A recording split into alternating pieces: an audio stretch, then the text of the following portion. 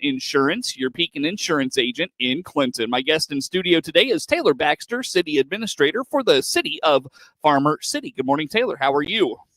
Hey, can you turn your mic on? I think it got knocked off. There we go. Try that. Hey, there you go. Hello. Yep. Hello. Yep, there you go. There we go. Yep, Okay. perfect. Sorry about that. All good. How you doing, man? I'm good. How are you? I am well. Good. I am well. Did you have a good birthday, by the way? You were in on your birthday last month. I did. Thank you for remembering. I had Yeah. a great birthday. Good.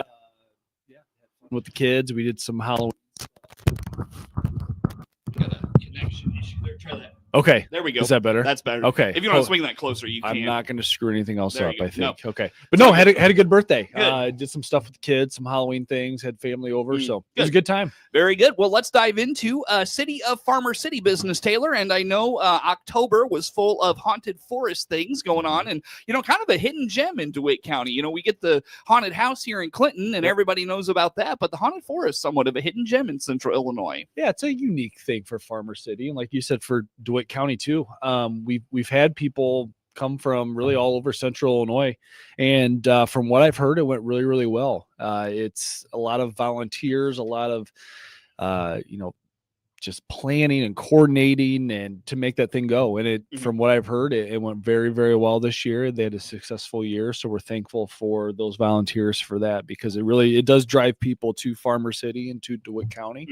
So yeah, it was a good time for everybody. So sure. Very good. So is that a weekend thing, or when does that run? Yeah. So they started it, I believe, in the beginning of October, and they did it on the weekends. And they just did every single weekend in October until the last Halloween night. It ran for a couple hours. So okay, yeah, very good. So look forward to that every year. Yeah. Now, who does that? Is it like a chamber thing, or is it? So they have their own committee. They have okay. the Haunted Forest Committee, and Rachel Cox kind of heads that up, and she's a local resident who's involved in a couple different things. Okay. And from there, yeah, there's volunteers and scarers and planners and because you drive hayrack rides through there, so you need drivers, and there's a whole lot of coordination involved. And the city, we help them out financially to kind of help offset some of their expenses, because they don't charge. That's one of the really cool things. Oh, really? There. Wow.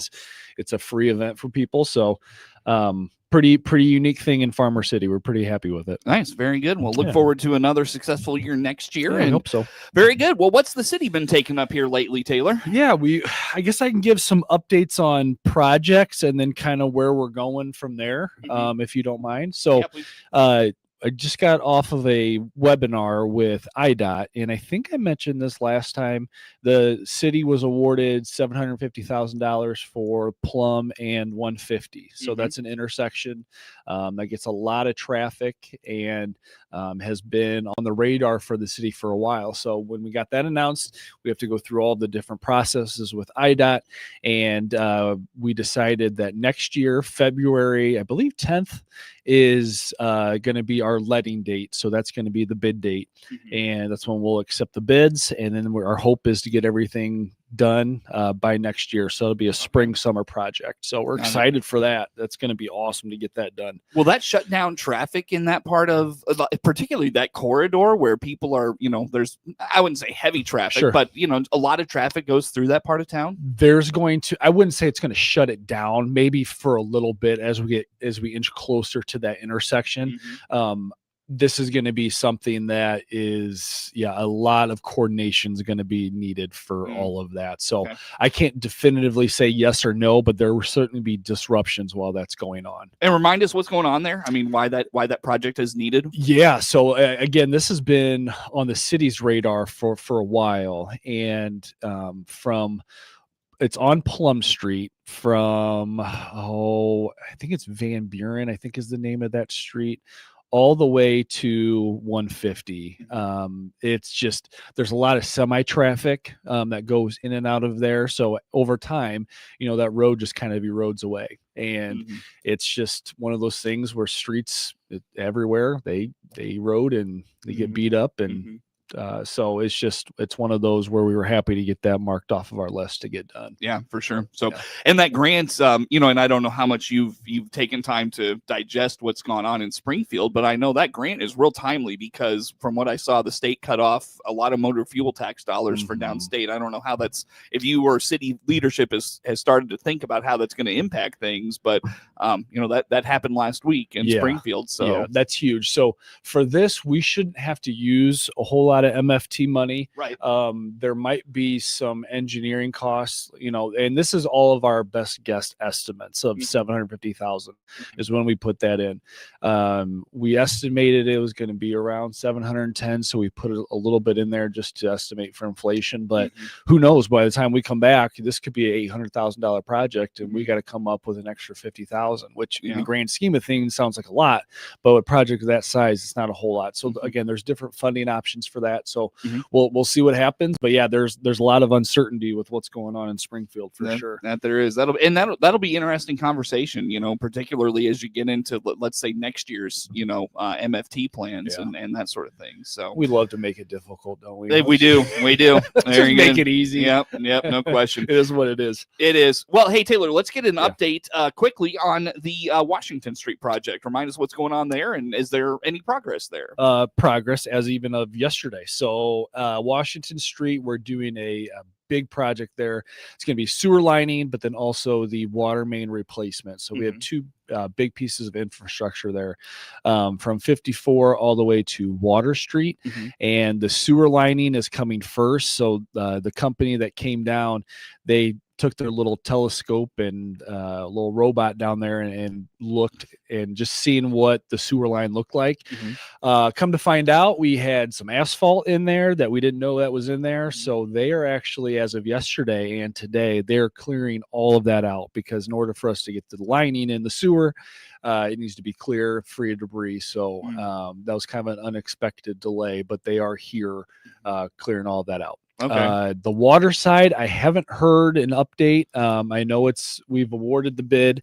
Again, it's just more of a timing. So that one's going to be more of a big dog project, as I'll call it, because that's going to be ripping up the street with the sewer lining. You're able to bore it through, and you're not having to really impact the road a whole lot. But the water main, that's a complete replacement. So it's going to be pretty big. So we'll see what happens timing wise. And is that a grant funded project? Nope. Or so that one is just that's that's one of the ones that we budgeted for. We try to do one pretty big one a year, and as I've mentioned before, you try to time them up with your water, sewer, and street if you can. This year we did hit the trifecta because that's one of the roads in town that needs work for next year. So that's going to be our road work for next year. Okay. So we'll see what happens on that. Yeah, gotcha. But are you going to have to tear up the entire road for that project, or can you do a lot of that just thanks to today's technology? Yeah. So we're going to have to rip up the road. And I don't know if it's going to be in sections or all at one time. Obviously, the less disruption, the better. But yeah, houses are going to get definitely impacted as far as trying to access their driveways at times. So that's all part of the progress updates that I'm going to get. So we haven't really gone through that schedule yet. But yeah, it's going to be definitely more substantial than the sewer lining project portion. What was the cost on that whole? With everything going on. It's close to $1 million, I think, between the two. And you're going to put me on the spot, and I'm going to overestimate. But I take that back. Close more towards 500,000. Okay. All together. Yeah. Is that the water and sewer, and then the street side will be separate? Yeah. So we haven't done anything with the street yet, because that's going to be a next year project. Okay. So what are you budgeting for that one? I couldn't even tell you yet, because we haven't gotten estimates on. Because what we do is we work with our engineers. They're going to come in and, hey, okay, this is how many linear square foot this is. This is how far deep they have to go. This is the material we're going to use. And I think I kind of mentioned this last time. If we were going to do a quick patch job, we're not going to use the same material as we would be doing replacing the whole entire street. So it's kind of a twofold on timing wise. So again, there's a lot of steps that still need to happen, but it's going to be expensive. Yeah. I mean, there's no doubt. Any street work is. Yeah. Between those two, this water, the sewer, and the street, I bet we're going to be pushing 750 to Okay. $1 million altogether. Yeah. And it could be even higher than that. So we'll Sure, see. sure. Very good. So a couple updates there. Taylor Baxter, City Administrator for the City of Farmer City. Any other project updates to hit on there, Taylor? Yeah, two quick ones. We went out to bid for demolition on 135 West Clinton Avenue. It's a property that's very visible as you're entering in Farmer City, and it was a property that was just neglected over time due to a lot of different reasons. So the city took ownership of that, and there were, I think, 3 separate garages in the back. All of those are torn down. We had to wait for NICOR to come and disconnect the gas services to the house. Ran into a little snafu on this house because there is a bunch of bees in this house to the point where it is a 5-year-old hive they are estimating. This thing is going from the very beginning of the house to the front on Clinton Avenue. It goes the full length of the house underneath the floors, and they couldn't get the queen. They couldn't get the queen out. It's insane. I didn't know anything about all of this, but like we had to get beehive experts to come out there and try to get it out, and they couldn't get it. So I haven't heard what we're going to do yet. Whoa. But there's going to be some ticked off bees when we start bringing the bulldozer out there. Wow. And you want to protect them. I mean, that's the goal. They're great, species, and they have a lot of benefits, and you don't want to disrupt that habitat, and especially it's been going on for so long. Yeah. And we tried to mitigate that, and I haven't heard what the next step is for that before they bring it down there. So that doesn't sound like fun at all. No, and it's just one of those things, and it's like, oh, come on, now we got to deal with bees in the house. But they said it was impressive, the hive that was in there. Really? It was pretty impressive. How long's that house been abandoned? Several years. Yeah, longer than 5. 5 plus. Yeah. It's so I don't know what's going to happen. Conditions must be right in there for it. So. It must be. And you walk out when we did a site tour, you could see bees flying up in there, and I'm like, oh, that's not good. And sure enough, they dove in there, and pretty unique. So that's add that to the list of things we got to worry about. And then quickly, because I'm sure we have to go to break soon. You're fine. Take time. We are selling the old doctor's office that was right next to City Hall. So the city took ownership of that. We've put together a little recruitment package that's going to be, for interested parties. Here's the process that we're going to go through for that. So for some projects, if you're going to be selling a property, you just go out for an RFP. Hey, this is the date we're going to open up bids. This is such a unique piece. Excuse me. That we're just going to kind of take this slow. We're going to be selective on, what we want. We want to see a business plan. The council wants to vote on it. So we'll see how that goes. So you're not going to demolish it? No, we're not demoing it. The goal is to have some sort of retail space in there. That's what the council and the mayor's vision is for that space. And I totally agree. It's a unique piece of downtown Farmer City. And why is that? Well, just the history of it and just the layout.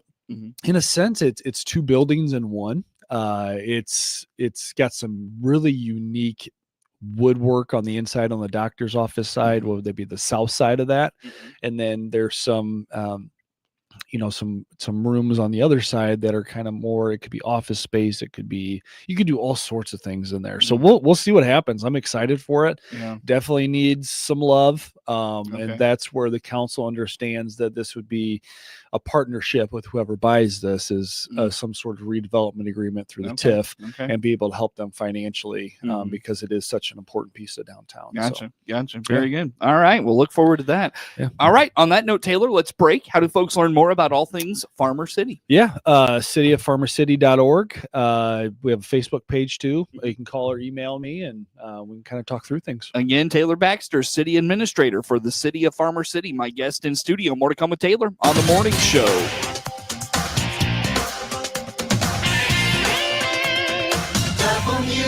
WHOW. Mark 30.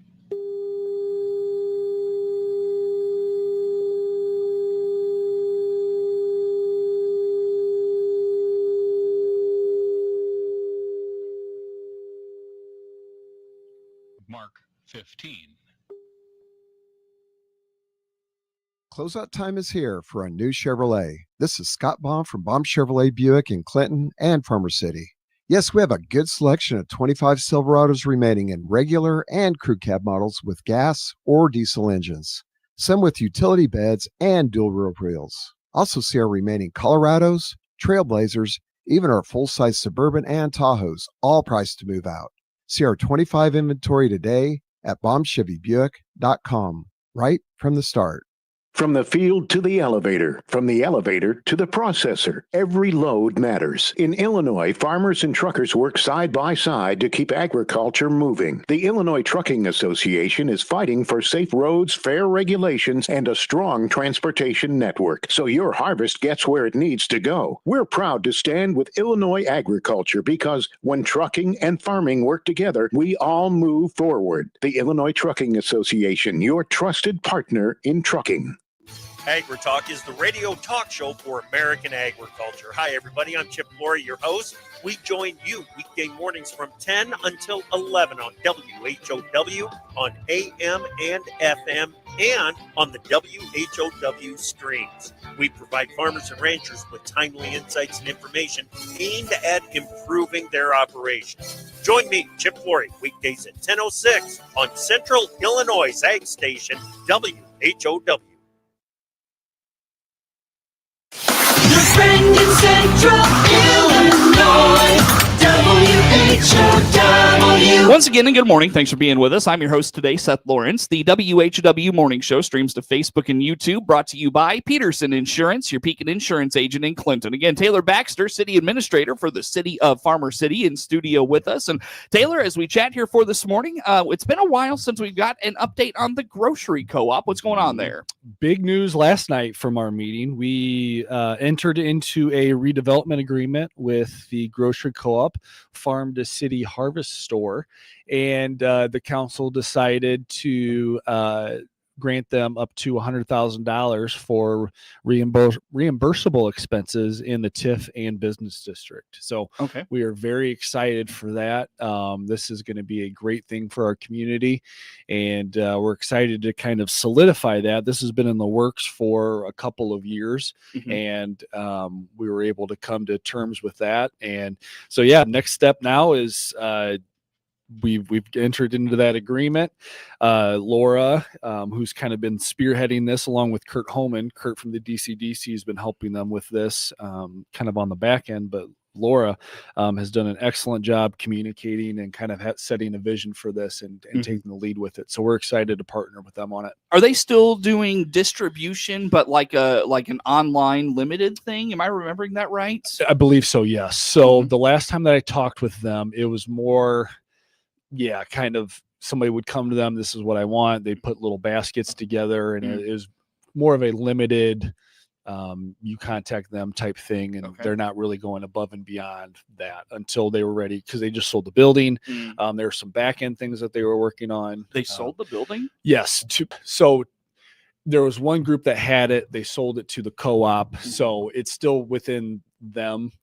It was just some transactional things behind the scenes that they were working on that they needed to jump through. So it was no major news with that. That was expected. Got it. So are they getting closer to having the funding they need and the getting that that brick and mortar storefront type of thing? I think our piece was a big piece. We had a representative who was on the county board, and I forget his name. I've met with him a couple of times, and I apologize, but he came and just talked about how the county is supportive of this project and they're going to provide funding for them. So I think this is going to kind of snowball once the city's involvement and support. And also, if they were going to go get external funding from a bank, having that agreement that the city is backing you with TIF dollars, that's huge for them because they know that they're going to get paid back. So it's good. It's all good info. We're really good plan in place for hopefully for years to come that this is going to be a great endeavor for downtown. They've been working hard on that, and I know the goal is sustainability with that, because there's been other co-ops around Illinois that have just not worked out, and trying to take the lessons from those things, and and the goal is for it to work. We hope it is again there for years and years to come. And one of the things with the council, and this is we talked about this when I was in Clinton too, is with TIF, you're really investing in the building. And yes, we hope the grocery co-op works, but on the city's end, our investment is in actual buildings. Because let's say the grocery co-op, it doesn't work. The next person that comes in there's going to be that infrastructure that's already in place, and that's where we see real value in our dollars is in the building itself. So we're going to do everything we can to help them. And this is evident of that. And we'll go from there. City doing a lot of investing in itself. You know what I mean? It just feels like there's been a lot of money invested into making things grow and expand and, that sort of thing. So. Yeah. One of the things, and I keep bringing this up, but I've worked with council on, controlling what we can control. We can't control who comes in, who wants to buy a business, who wants to live here. But setting ourselves apart as far as, what does our downtown look like? What does our landscaping look like? That's not going to guarantee people to be here, but those are the things that we can control and we can be strategic on, marketing ourselves.